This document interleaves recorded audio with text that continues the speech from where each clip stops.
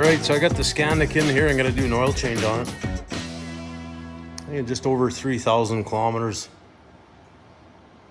So it's been pretty good. I found the best way to do an oil change on this. I tried lifting up the front because you got so little clearance on the front to get to the oil pan plugs. I don't know why they can't design them with hoses that go off to the side like some engines, but anyways, with my fat ass getting underneath there, she's pretty tight. But on the rollers, it's not too bad. Gives me a bit more height. The issue is I've tried it with putting it up on ramps on the front, and then it tilts your machine up, gives you more clearance. But the way the oil plug is set up, and there's just a little hole for the oil to drain, it gets right into the pan, the whole belly pan, and then it makes a mess. So I find you're better off to try and elevate it a bit and then jack it up on the back to keep that oil from settling in the back of the, in behind the engine there. Just makes it a pain in the butt to clean up. So anyways, I got the oil plugs out already. I'll show you what I did there, but kind of tight to get a camera in there and show you exactly what you got to do. But if you read the manual correctly, I don't know why, but there's a sequence you got to pull these plugs out. So there's one here that you can actually fit a wrench on, and that's the second one. So number 2 here, that's the second one they say you got to pull off. So the one without that head, so they're both, you can get them both with Allen keys, but this one here you can actually get it with the socket. So that'll be the second one you pull. So I'm not too sure why there's a sequence to that. No pro on that. But I'll show you the windshield, how I pull it off. Pretty simple. Side panels, when it gets to the hood, then there's a bit more stuff. Pain in the butt, really. I don't know why they can't fix it up so this just hinged like the old snowmobiles, but whatever. Apparently it looks good, I guess. So you got to take it apart on the trail, which I hope I never do. But anyway, all right. So I just popped these out here on the side. The windshield basically just falls off. Next thing I'll do is I'll pull this off, get rid of all my junk in here. Side panels, they're pretty easy.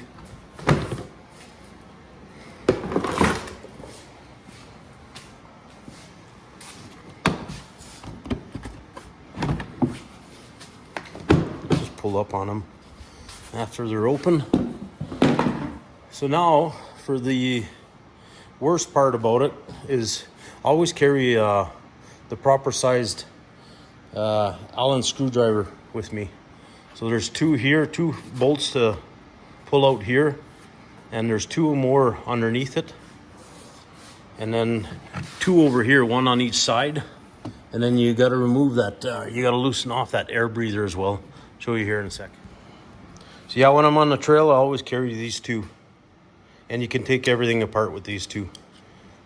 So you need a Phillips, just for the air breather, the air intake, which you don't really need. If you're in a pinch, you can pull it off. It's pretty loose on there. And then this Torx bit. I said Allen key earlier, but it's an actual Torx bit. Forget what size it is, you'll have to figure it out. But oops. So I pulled these 2 bolts out. Then you just pull that off and then take this glove box out. Throw it in the back here. And then the next step is you unplug your lights. Pretty easy. And then I usually just throw them up here. And then here's where you got the 2 other bolts.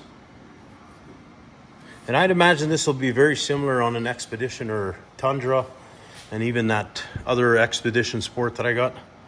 I haven't done that one yet, but I'd assume it's pretty goddamn close. So I'll pull these bolts out here and go to the next step. So right here is where that air breather hooks up. So your air intake is part of the hood, and it connects down here. I've forgotten to loosened this off before, and it still pulls out pretty easy, but this is the only spot that you need a Phillips.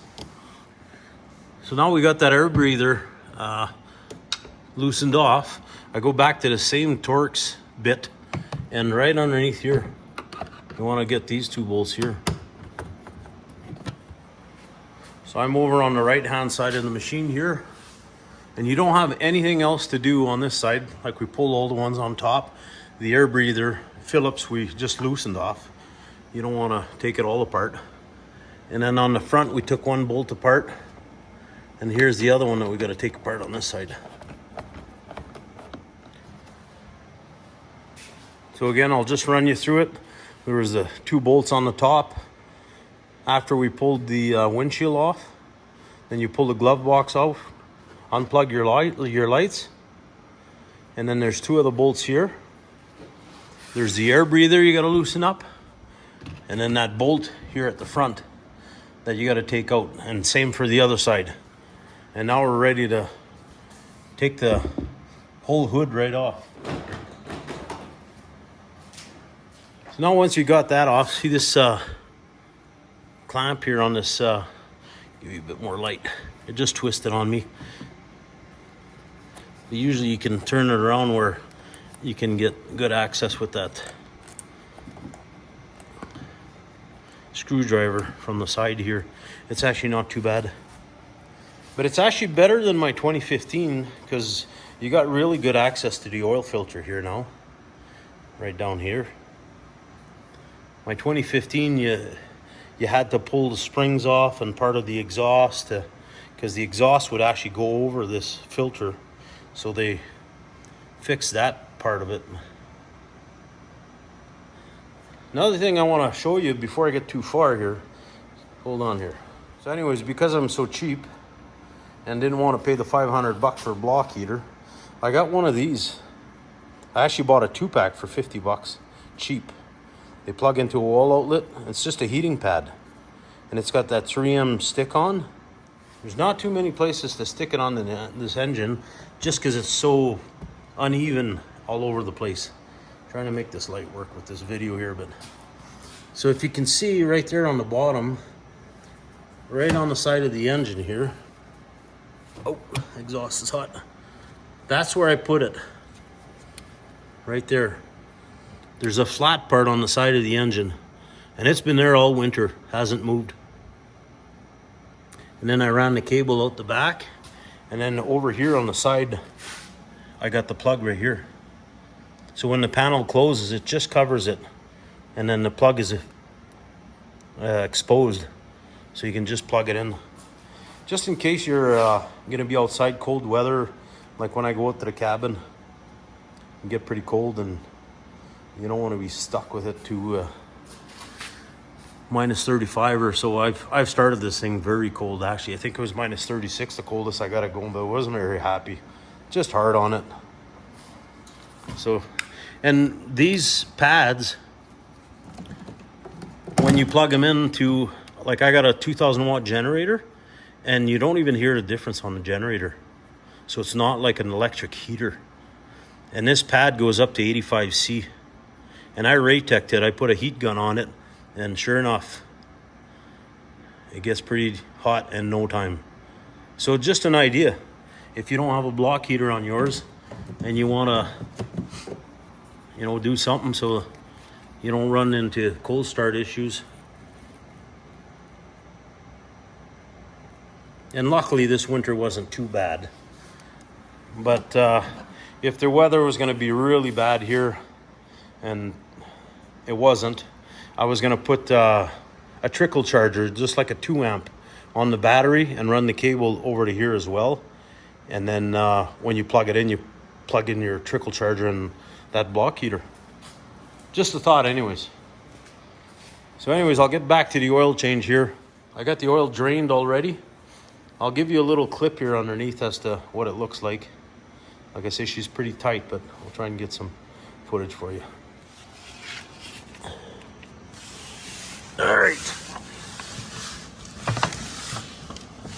I can't even fit sideways in here. My shoulders are too wide to get in here. But anyways, Might get drip of oil in your face. That's the 2 oil plugs there. Hopefully it picks it up. See if I can move the light around for you.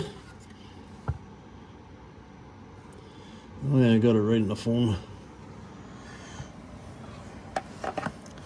So anyways, this cover here, there's 2 bolts for the cover. The back one here I don't take off, I just loosen it off. Take this one out, and then the cover will swing towards the forward, towards the front of the machine.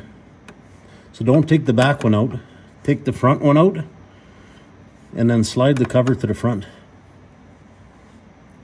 So this is what I mean by that cavity in here, that belly pan, and if you get some oil in there, it's just a pain in the ass to clean up. So, but anyways, bad spot. I don't know why they got it built this way, but whatever. So I got the oil filter replaced. It's actually pretty easy. You just pull that cover off and pull the oil filter off. I was gonna film it and I got it sidetracked here and I forgot to film it. But once you pull that, you gotta make sure you pull your dipstick too when you're draining your oil. Just that little bit of air is gonna help drain all the oil, because there's gonna be some oil left in here if you don't. And well, there'll still be some oil, but once you pull that cap off, it'll drain out. And if you don't give it any time and you pull that filter, it's gonna be full of oil. And if you're a dimwit like I am, you pull it out and of course you drop it in there and it makes a mess. So now I got oil all over the place. So I got some rags here stuffed on the bottom and a soaker pad down on the bottom. So I'm just gonna brake clean this down and anyway, no big deal. Yeah, and I kind of mentioned brake clean. For those who don't know, brake clean is ultimate for cleaning oil and whatnot, especially when it's fresh. You just spray it on there and it just washes everything right off and evaporates right away as well. So it's super clean. I didn't even wipe that off. Just for people who don't know. The only thing is you don't want to spray it on any rubber and plastic and stuff as much as possible, because it dries the hell out of everything. So for cleaning steel and whatnot with oil on it, perfect. All right. Okay, so I got both those plugs back in here, and then let me get some better light here. I could jack this up. I got a nice big hoist and everything, but I kind of trying to show you the pain and misery you gotta go through. So after I got both plugs in, I swung this panel back in place here. What I find is easiest is if you snug this down to a point where you can barely move this panel. I can even go a bit more. Find a screwdriver goes a bit better. So you just snug this down so the panel doesn't rattle, and that allows you to start this other bolt. That is a pain in the butt, but if you can line up that hole,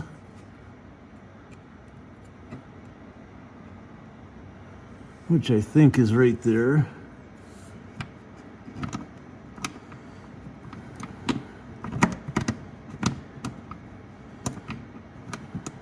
You can actually push on it and get it started. I don't know if you get what I'm saying, but if this, I'm gonna shut this one off. If this bolt is too loose, this panel just wants to dangle, and you try and get these threads going, and it's a pain in the butt. So if you snug this back one down, it tightens the panel down, and then you can kind of move it around just enough so you can line it up and get those threads started, and then you can push on it. Just a trick, because it's not a nice place to work. The manual here calls for 600 eighths, 2.1 liters. I always like to use a measuring cup.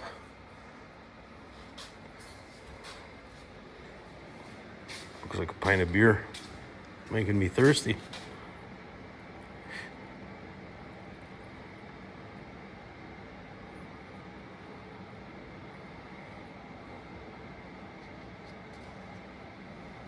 Nice big funnel, you don't have to argue with nothing. Try and dump it in that hole, you make a mess. Already made one mess, so.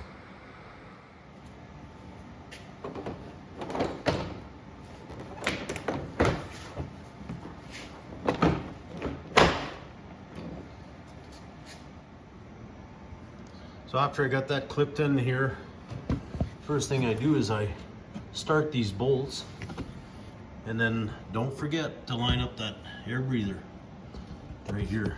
Not very hard, at least not hard on mine, but you got to make sure it's in at the top and all the way around the sides, and then tighten that clamp down. Like I say, it's not too hard, but you got to make sure you don't miss that step. You don't want any snow getting in your engine. So on the other side, I got that air breather and then that front bolt put on there. I got the other one put on back here. Next will be these two bolts. So I'll get these on. I got these two bolts on. I don't mind using a small impact to take these out, but I don't put them back in with the impact. And if you do, just run them in, don't tighten them, and then touch them up with a screwdriver. You want to strip them. Next will be your lights. Pretty easy.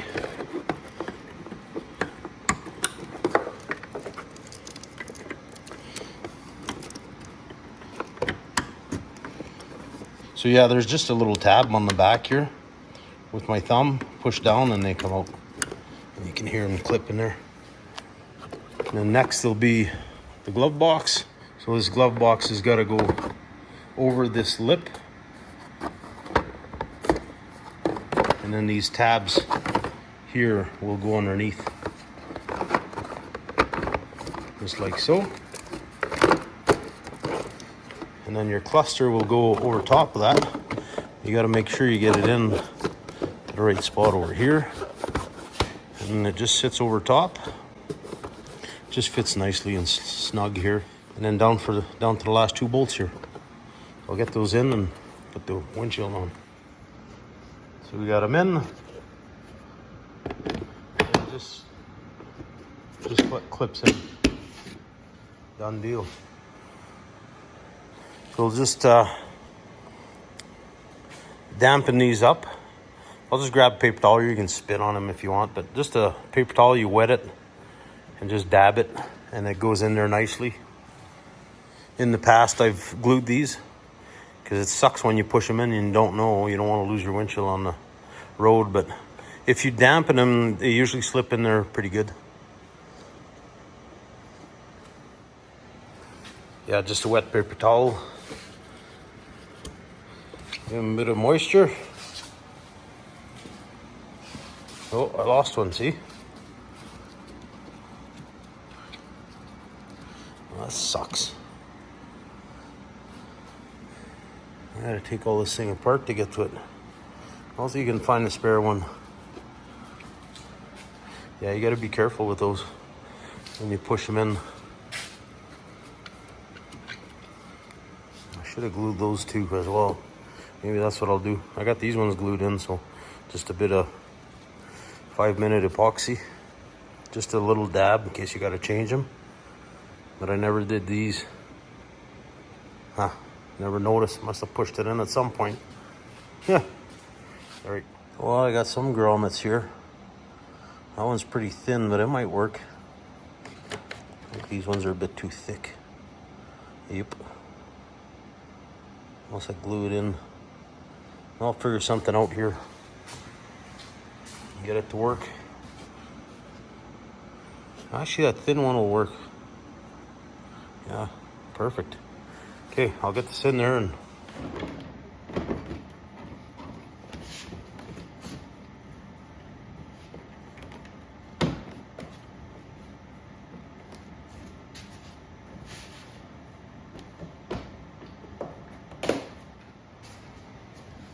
yeah, like I mentioned, you really want to make sure it's hooked in good. There's one little tab at the front here, and if that's not hooked up good, the wind gets underneath there and loosens off these grommets, and away goes your windshield. So we're almost there.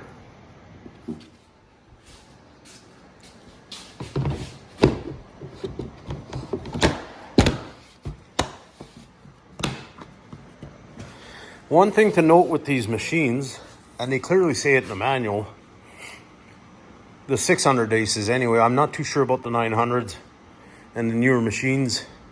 Always read your manual, I guess. They say you have to run them, warm them up before you check your oil, which is kind of stupid because you're supposed to check your oil before you fire it up, right? Anyways, so if it's cold and it's been sitting for about a week, you check the oil, these machines will be low. And you don't want to add any oil. You want to start it, warm it up, and then stop it, and then check the oil. She should be bang on, unless you have any leaks, of course. But yeah, before you add any oil, read your manual, and it says it in there pretty clearly. So it's not a real good way to do things. It's not a normal thing, for sure. Like I say, you'd want to check your oil before you fire up your machine. Anyways, if you do and it's low, don't panic too much. Yeah, overall, it's been a good sled. I've got over 3,000 kilometers, like I mentioned earlier. And I put a lot of miles on. I do a lot of pulling. I haul a lot of weight. Spend most of my time in low range. I'm not a speed demon by all means. I've had no issues with the suspension. I did loosen it off to the 4th setting on the back instead of the 5th setting, which I believe is the higher tension on it. Some guys were saying that they had issues with springs breaking in the back, so I lowered it to the 4th setting. Never had an issue. My only complaint is that, well, I got 2 complaints, and anybody who's seen my videos in the past knows about it, but it's this damn windshield.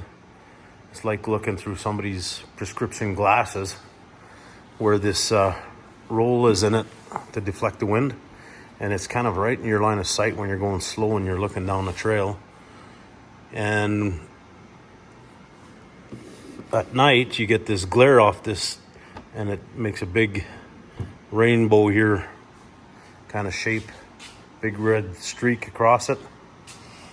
And then that cooler in the front, I put these flaps on the front because the cooler is down here. I've mentioned this before, so it's not up here, it's down from here and down, and it's on an angle, and there's another set of these meshes here in the back, and you can see them.